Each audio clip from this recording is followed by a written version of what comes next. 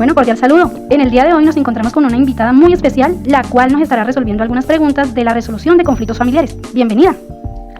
Hola, buenas noches, muchísimas gracias por la invitación.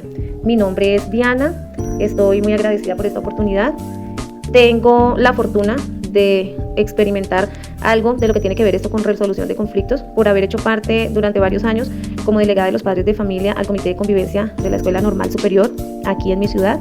También tengo la experiencia de haber trabajado en la red de familia en la organización religiosa a la que pertenezco, y todo esto también sumado a los años trabajando con niños, niñas y adolescentes, donde hemos podido evidenciar situaciones familiares, muchos conflictos, y a la vez cómo con la experiencia, con la dedicación y con las herramientas que se nos presentan hemos podido colaborar en la resolución de estos conflictos.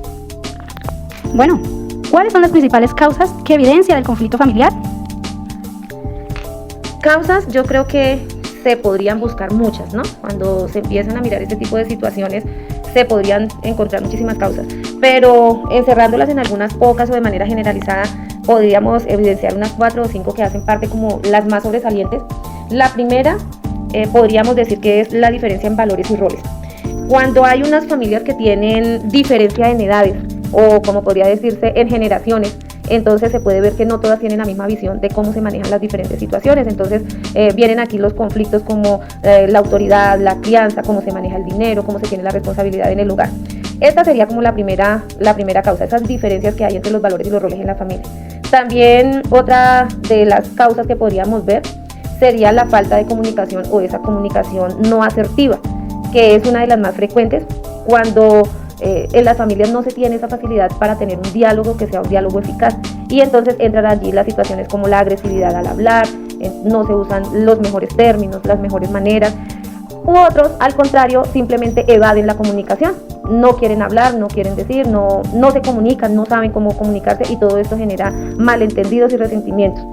También podemos encontrar una tercera causa, y es que no hay como esa ayuda, no son unos coequiperos en la familia, sino que se hace que el tiempo, el dinero, la atención recaiga todas estas responsabilidades sobre una sola persona, y eso empieza a generar conflictos porque la carga se va hacia un solo lado.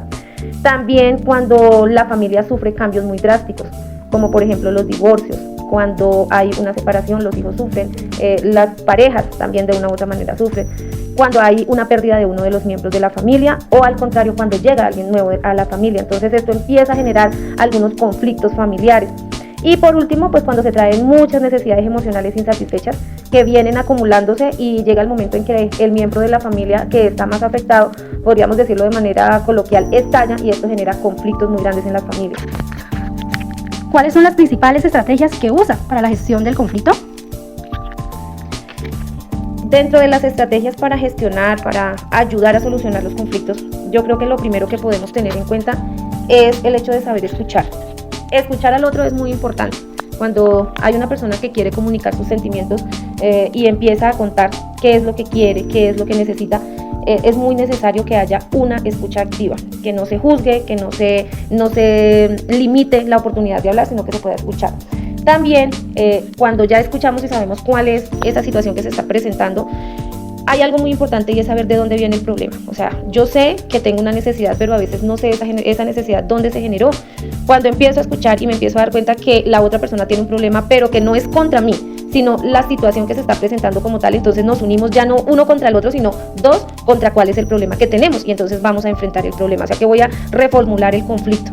No voy a buscar un culpable, sino cuál es la situación que lo está generando, y vamos a luchar contra esa situación. También yo creo que es muy necesario llegar a acuerdos. Cuando se sabe cuál es la situación que se está presentando y cómo la podemos enfrentar, debemos llegar a unos acuerdos. Tú me das, yo doy. A ver, los dos podemos solucionar, la familia podemos solucionar hasta dónde estamos capacitados o hasta dónde estamos dispuestos a ceder en ciertas cosas, y todos los miembros de la familia deben estar en capacidad de ceder para que las cosas funcionen bien. Y por último, yo creo que es muy importante hacerle seguimiento a esos acuerdos a los que se llegue. Llega el momento en que se le debe poner un término a las soluciones que se dieron. Entonces, bueno, vamos a hacerle un seguimiento, vamos a evaluar si lo que nos propusimos, si lo que analizamos lo estamos cumpliendo o no lo estamos cumpliendo. Y por último, ¿cómo lograr el compromiso entre mejorar una alternativa de solución en beneficio mutuo sin comprometer sus propios valores y o los de la organización? Esta pregunta es muy importante porque cuando se está trabajando en el caso de nosotros como colaboradores en la resolución de los conflictos, es una línea muy delgada entre que uno se pueda, digamos, de cierta manera involucrar emocionalmente. Entonces, lo primero que como colaboradores en la resolución de conflicto tenemos que tener es que yo debo ser neutral en las diferentes situaciones. O sea, yo puedo acompañar una situación que esté pasando, ya sea dentro de mi familia, que no me involucra directamente a mí, o en este caso con los chicos de los colegios o con las familias de la iglesia a la que pertenezco, con los niños, niñas y adolescentes, pero debo ser muy neutral en las situaciones. O sea, yo puedo hacer el acompañamiento, pero de manera neutral. También debo tener la responsabilidad de ser muy confidencial con la información, o sea, lo que me llegue a mí como información no debe salir de mí, a no ser un caso que definitivamente requiera el que se involucren ya los agentes del Estado, digamos que tenga que ver con violencia o todo esto. Y por último, pues siempre la idea nuestra es que todos los miembros de la familia salgan ganando, ¿no? En este caso, lo que siempre anhelamos es que todos queden conformes, que todos queden bien, que las personas sientan que fueron escuchadas, que fueron ayudadas y que dentro de lo posible de la situación haya una ganancia para ellos. Entonces, nosotros en el caso mío, como cristianos, como conocedores de Dios, lo que siempre queremos llevarle a las personas es un mensaje de esperanza, de que sus familias pueden mejorar, de que podemos vivir bien, que no necesariamente tenemos que estar subyugados a una situación, sino que si la situación no me está generando, digamos, satisfacción, si no estoy bien, yo puedo salir de ella sin causar más daño, sin que me causen más daño a mí. Entonces, es decir, que siempre salgamos ganando y que en dado caso, si requiero ayuda de otra persona o un profesional que me pueda colaborar, puedo acudir a él sin miedo, sin temor, y que siempre lo más importante que nosotros le pedimos o le recomendamos a las personas es que no se queden calladas, que busquen ayuda. Bueno, muchas gracias por permitirnos esta entrevista.